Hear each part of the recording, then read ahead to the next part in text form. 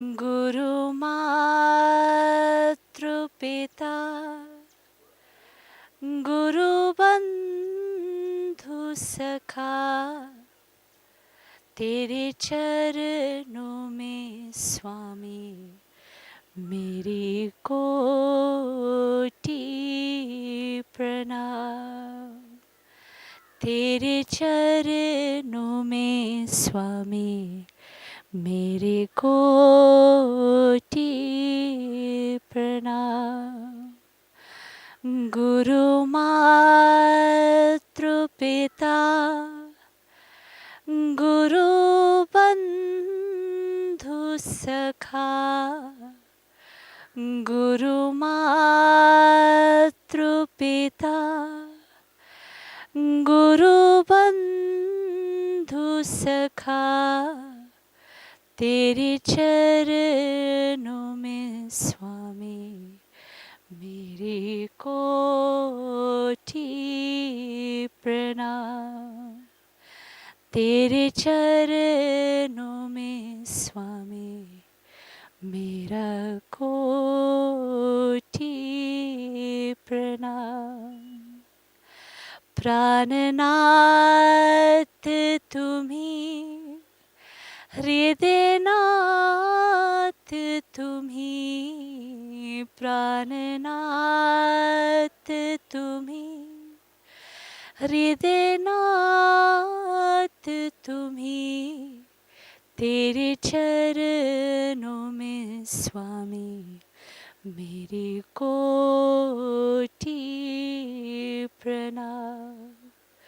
तेरे चरणों में स्वामी मेरी कोटि प्रणाम।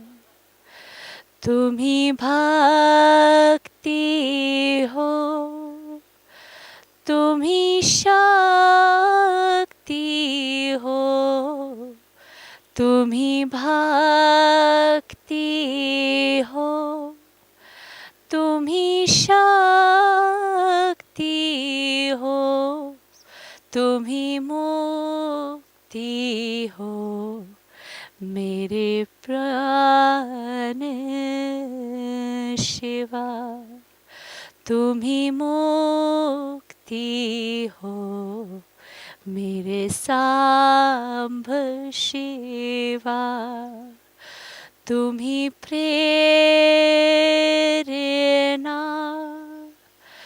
तुम्ही साधना तुम्ही प्रेरणा तुम्ही साधना तुम्ही आराधना मेरे सांब शिवा। तुम्ही आराधना मेरे सांब शिवा। गुरु मातृ पिता गुरु बंधु सखा गुरु मातृ पिता गुरु बंधु सखा तेरे चरणों में स्वामी मेरी कोटि प्रणाम। तेरे चरणों में स्वामी मेरी कोटि प्रणाम।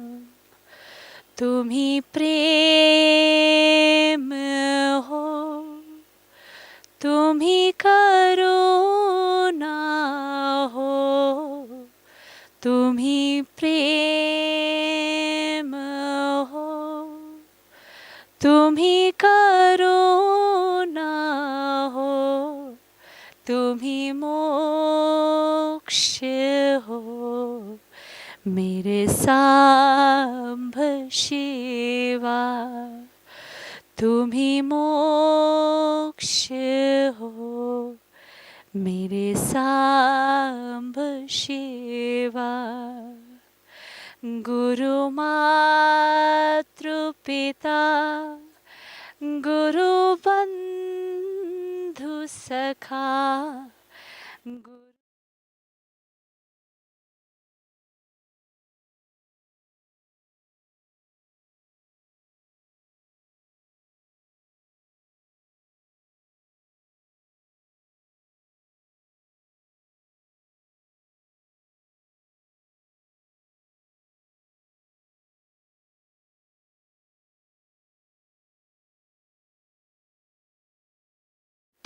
Pranam.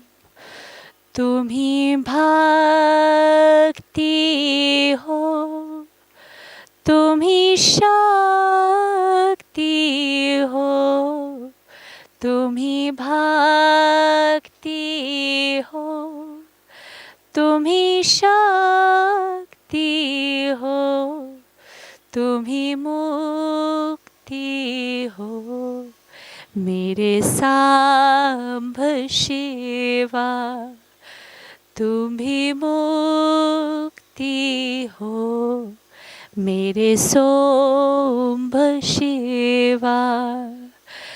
गुरु मातृ पिता, गुरु बंधु सखा, गुरु मातृ पिता, गुरु बंधु सखा, तेरे चरणों में स्वामी मेरा कोटि प्रणाम। गुरु मातृ पिता, गुरु बंधु सखा, गुरु मातृ पिता, गुरु बंधु सखा, तेरे चरणों में मेरे कोटि प्रणाम। तेरे चरणों में साध्वी जी मेरे कोटि प्रणाम। तेरे चरणों में मेरा कोटि।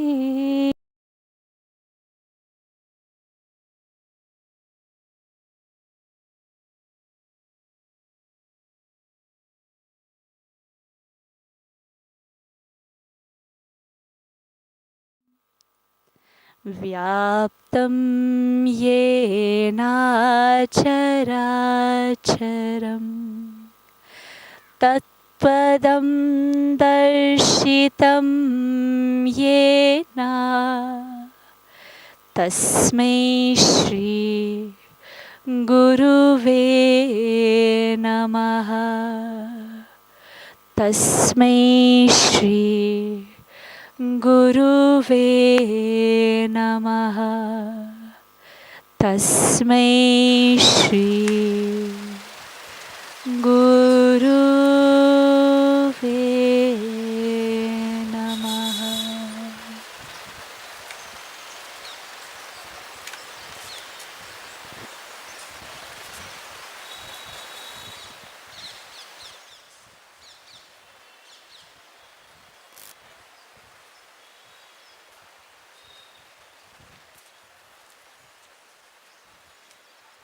Welcome to Satsang.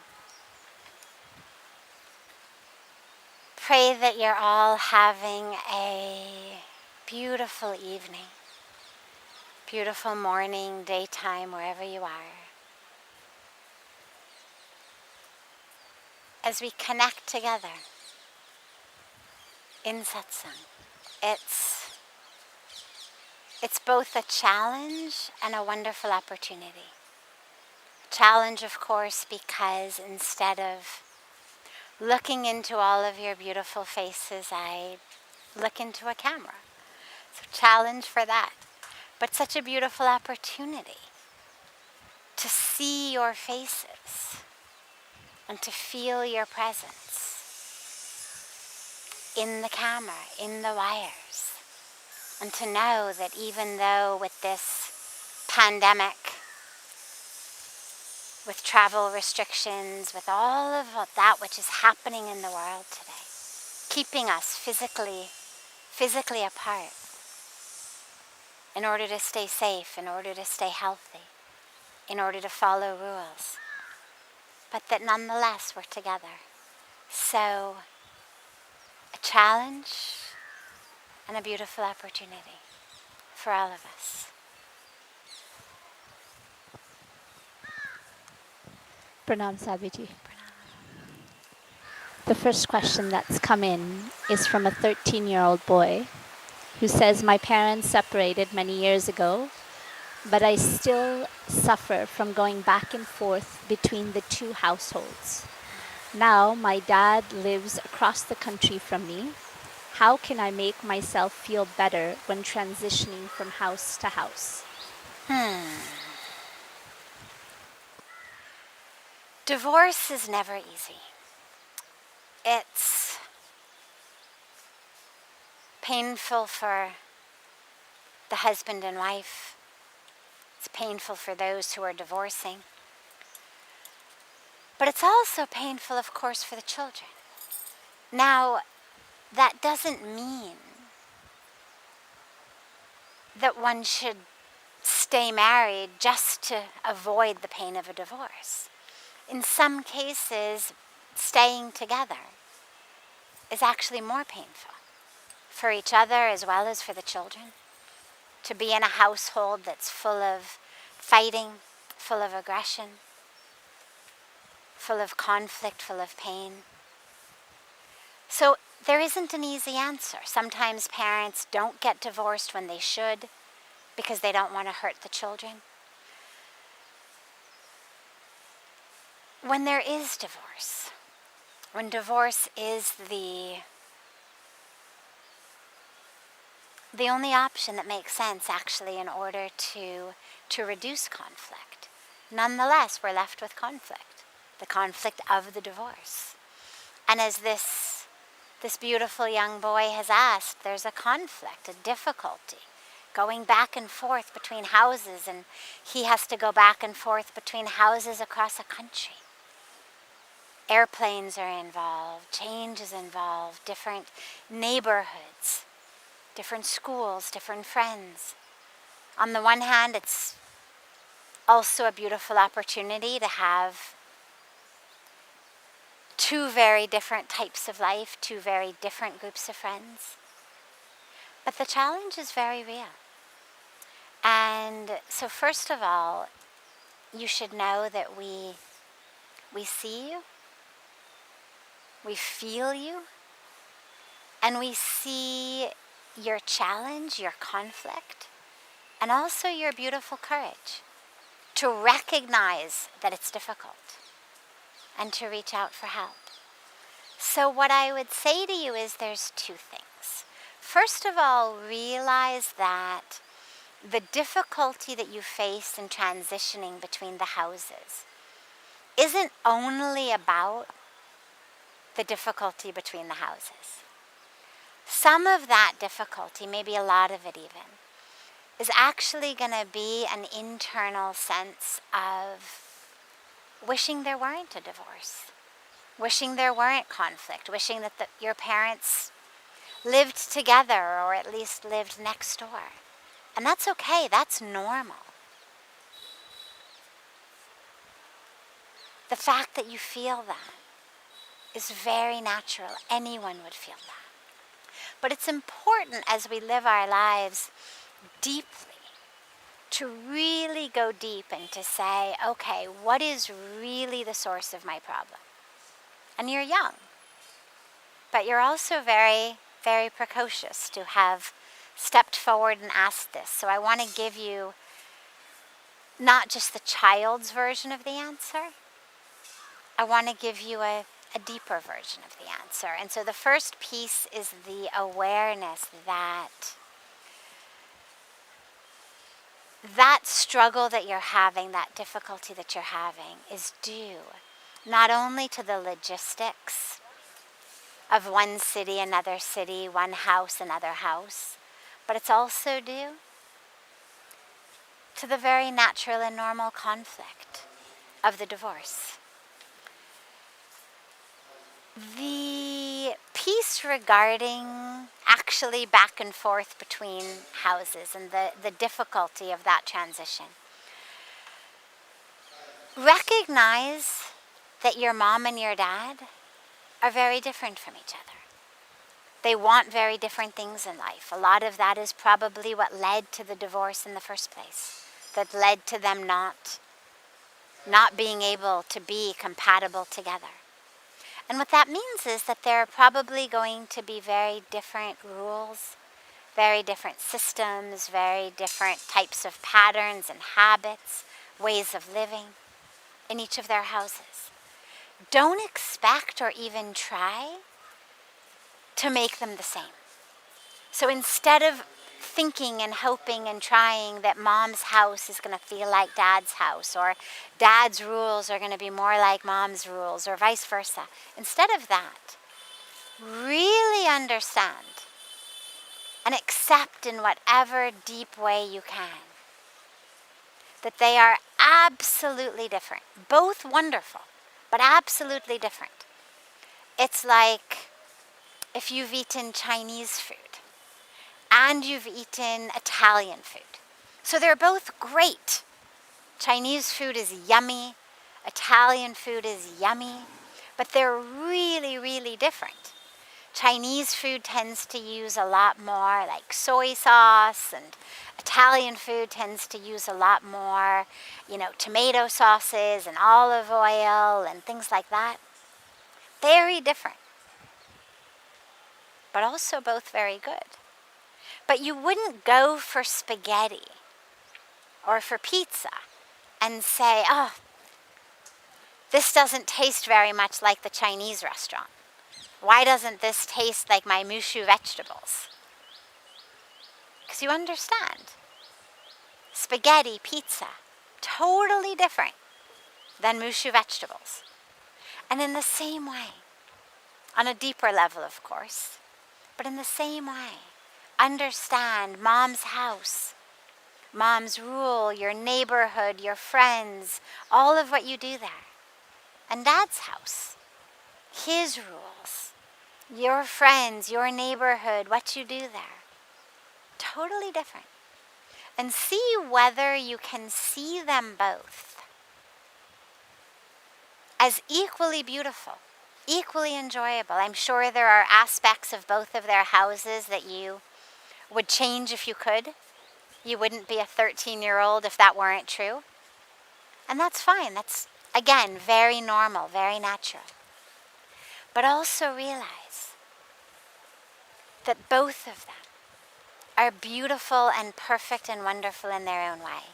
And that for you, your job is to see how you can enjoy both and adapt to both in the same way that you do eating in different restaurants or traveling in different ways, traveling by airplane compared to traveling by car or train. Very different experiences. Completely different.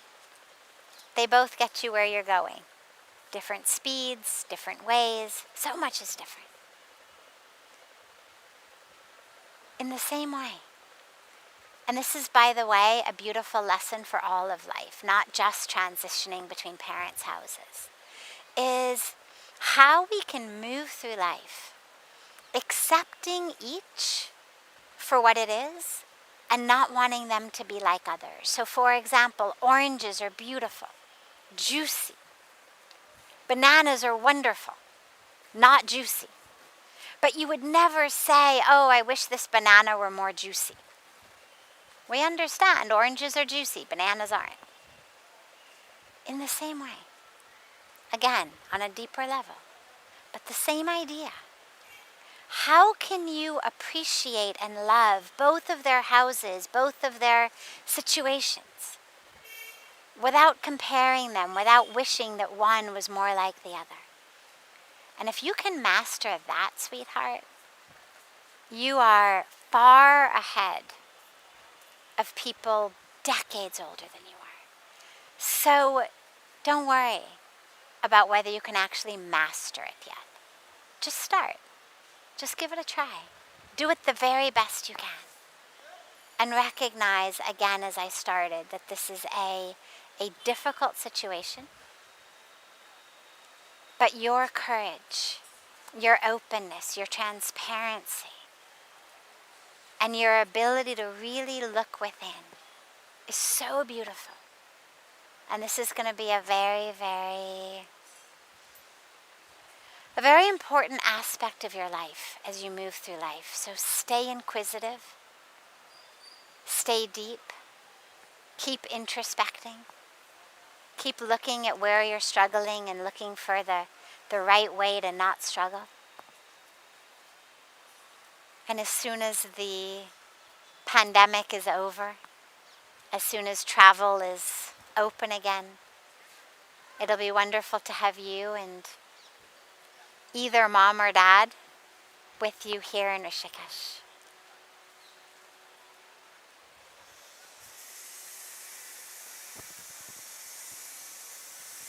So the second question, Sadhviji, is why do people on the spiritual path, be it yogis, sannyasis, or anyone else in India, wear malas, wear orange or white, etc.? Are these tools which enable them in that path, or is it just an accessory or a uniform to let others know they are on that path? Great. So let's take malas first, because there is a distinction between malas and clothes. The mala absolutely is a tool, not an accessory. The mala is what we use to chant, to do japa.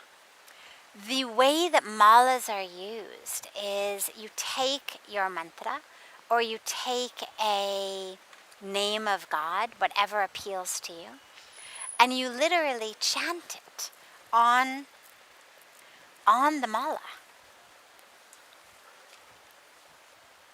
Like this. Like this. Each bead is one round of your mantra or one name of God. Now, it's interesting because they say you shouldn't use this finger to do your japa because this is the finger that you scold people with. This is what I learned when I first was taught how to do japa, first was given a mala. So they say you shouldn't use this finger to do it because this is the finger that you scold people with. But then I thought, well, in America at least, this finger is actually even worse than this finger. And so if you wouldn't use this finger for God, you really shouldn't use this finger for God either. And so for that reason, I actually use this finger to do japa. So it's your thumb. And for some people, they use their middle finger. I use my ring finger. The mala is that tool. Also, there are malas that are just worn to remind you. Even when you're not sitting and doing your japa, you touch it, you feel it, you see it, you know it. Ah, yes, my mantra, the name of God that I chant, is on me, with me. So it's a beautiful reminder. And that's also a tool. Because the mind is the mind. And we need all of the wonderful tools that we can have to keep reminding us, hey, wait, I'm not just my physical body. I'm not my role, my title, my career. I'm divine, I'm spirit, I'm one with God. And so the mala is used as a tool both for the chanting of japa and for the ones that are just worn rather than actually being the jap malas. It still is a tool. Because when you put it on, you don't just put it on like a piece of jewelry. always, whenever we take off or put on our malas, always touch your eyes, touch your heart. Oh God, may my mantra, your name, always be in my eyes, what I see, in my heart. So it's a beautiful tool of remembrance, even when it's not actually in your hand being used for japa. As far as clothes and the colors of them, obviously the color of fabric does not directly impact our spiritual experience. But again, the mind is the mind.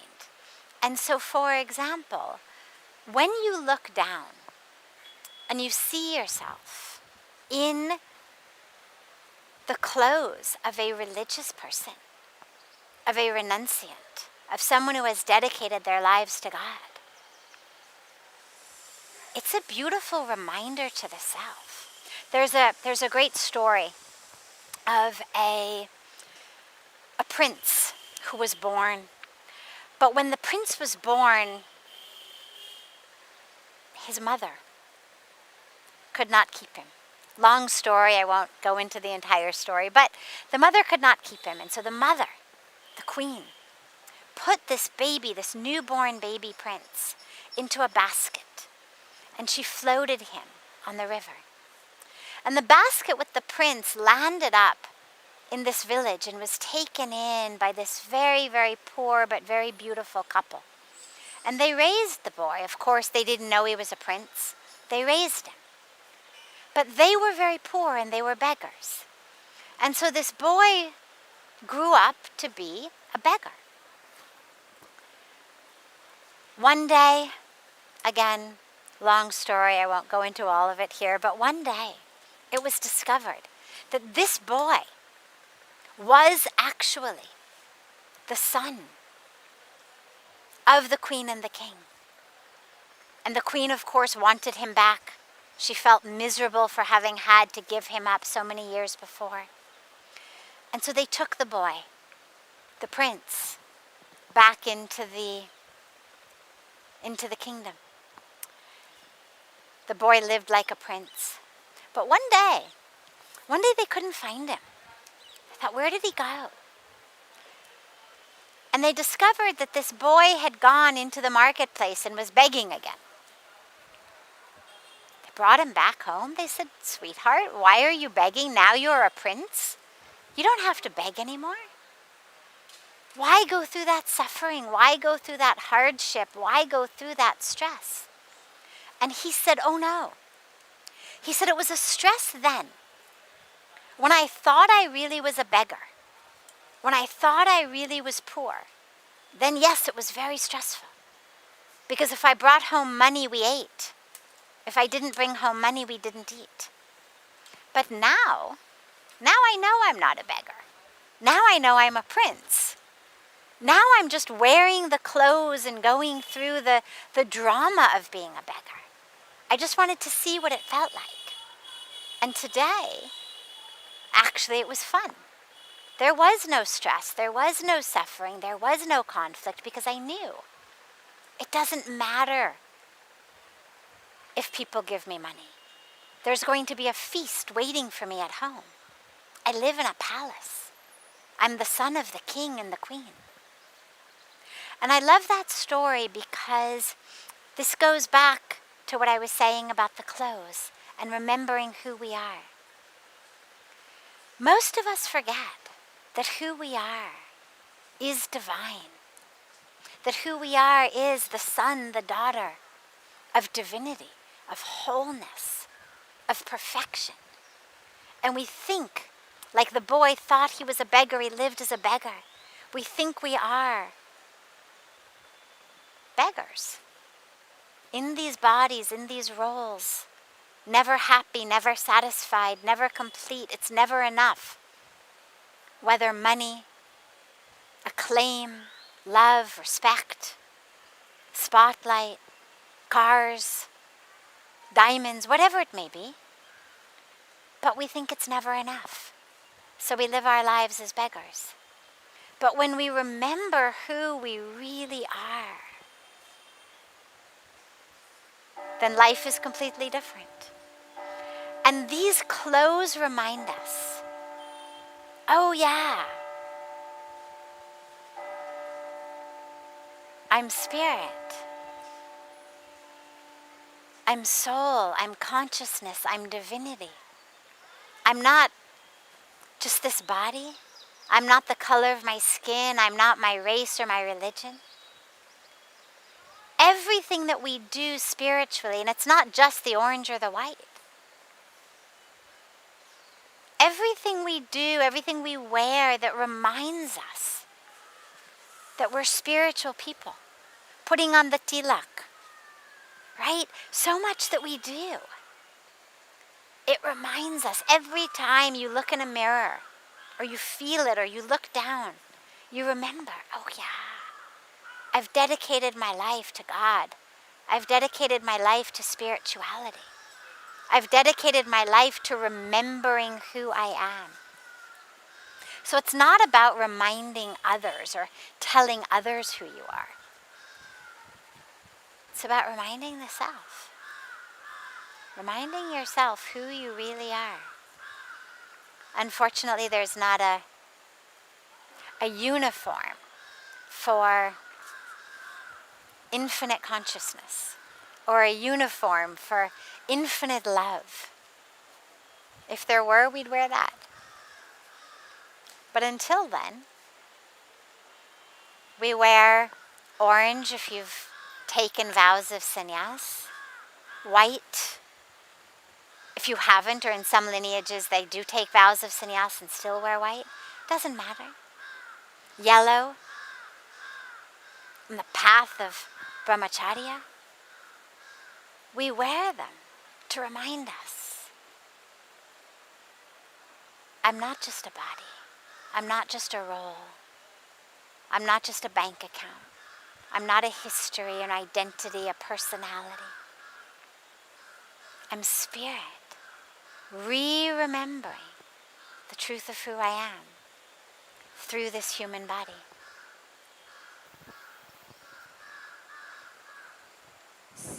So there's a question that's similar along these lines that says, how do I achieve Atma Sakshatkar?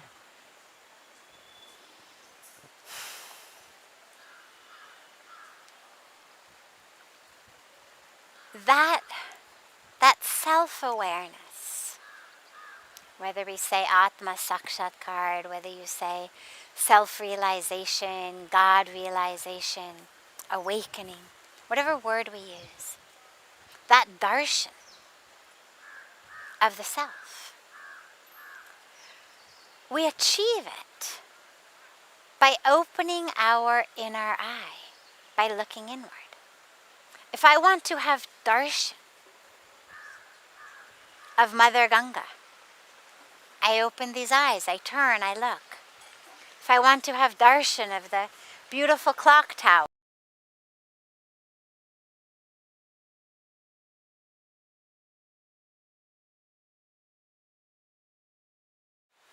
but if I want to have darshan of my soul, of the truth of who I am, well, these two eyes aren't going to do it for me, unfortunately. Because it's not about a shape or a size or a color. It's not about a wavelength of light, frequencies. It's not about movement. That's what these two eyes respond to. They respond to frequencies of light. They respond to movement. It's actually how we see everything. Different wavelengths and frequencies bouncing off our eyes. But if I want to see the truth of who I am, I have to open a different eye. And that's this third eye, our Agya Chakra. That eye that allows us to see within. That eye that allows us to see the truth. And this is This is achieved through meditation, through prayer, through service, seva. It's achieved through all of our spiritual practices. This is why we do the practices. It's not just about when I close my eyes in meditation and focus on the third eye. That's also a beautiful practice. But all of our practices of bhakti yoga, jnana yoga, all of those practices open this eye also. Because it's not like these two eyes that require just the actual muscles of the face to get them open. The third eye opens with deep awareness, which comes from surrender.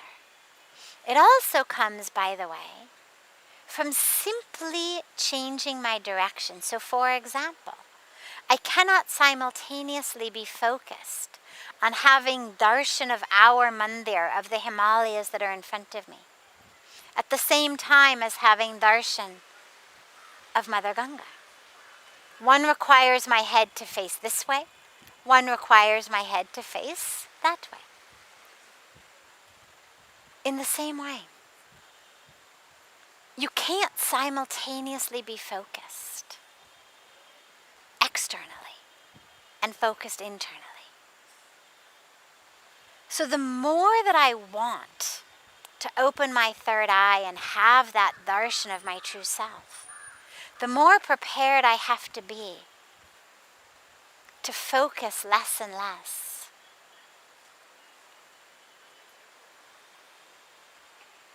on the physical and material world. And it doesn't mean that I have to become a hermit or a recluse or abandon the world or live in a cave.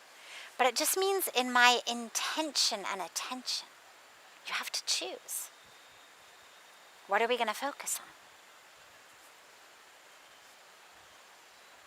And if you focus inward, if you focus on that darshan internally, that awareness internally, that awakening internally, it's going to come with it as part of the package deal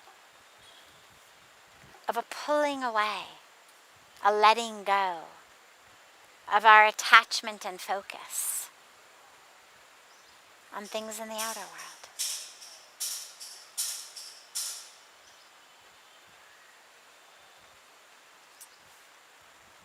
Have a beautiful rest of your evening, a beautiful day wherever you are. And by Mother Ganga's grace, may we all have that darshan of the self, that Atma darshan. May we all focus on that which is real within ourselves. May we focus on awakening, expanding our consciousness. It's what we need, and it's what our planet needs.